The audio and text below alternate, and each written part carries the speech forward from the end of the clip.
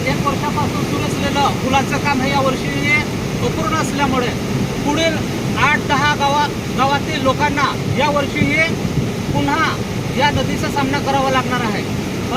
या ठिकाणी नदीला पूर आलेला आहे आणि अपूर्ण स्थितीत पुलाचं काम आहे। नमस्कार, मी आमदार राजेश पाडवी, शहादा तळोदा विधानसभा। बोरवण तालुका तळोदा या ठिकाणी नदीवर एक पुलाचे काम सुरू आहे। गेल्या 70 वर्षात ते पूल कधी झालं नाही। माझ्या प्रयत्नांतून ते पूल मुख्यमंत्री सडक योजनेतून होतंय। गेल्या वर्षभरापासून काम आहे, चालू आहे, परंतु त्याच्यामध्ये ते फॉरेस्टच्या हद्दीत असल्या कारणाने फॉरेस्टने बऱ्याच अडचणी त्या ठिकाणी आणल्या।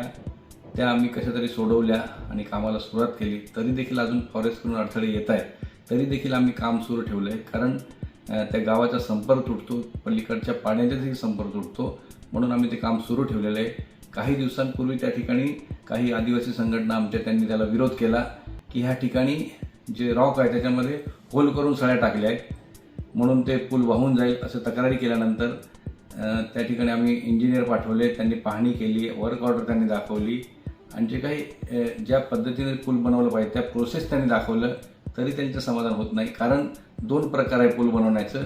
ज्या ठिकाणी हार्ड रॉक नसतो म्हणजे खडक नसतो त्या ठिकाणी त्याला ओपन फाउंडेशन म्हणतात, त्या ठिकाणी ओपन फाउंडेशन टाकलेलं आहे।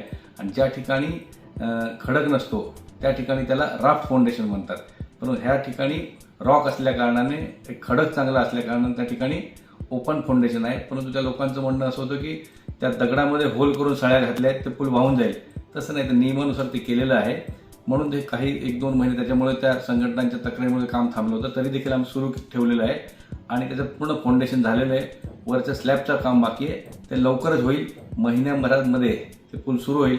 आज अचानक त्या ठिकाणी डोंगरात पाऊस पडल्याने, तिथून पाऊस जोरात वरती पडल्याने त्या नदीला पूल आला आहे। स्थानिक ठिकाणी पाऊस नाही आहे, वरून पूर आला आहे। तो पाणी निवडल्यानंतर वरचं काम आहे ते होईल आणि लवकरच आम्ही महिन्याभरात हे पुलाला सुरुवात करू। धन्यवाद।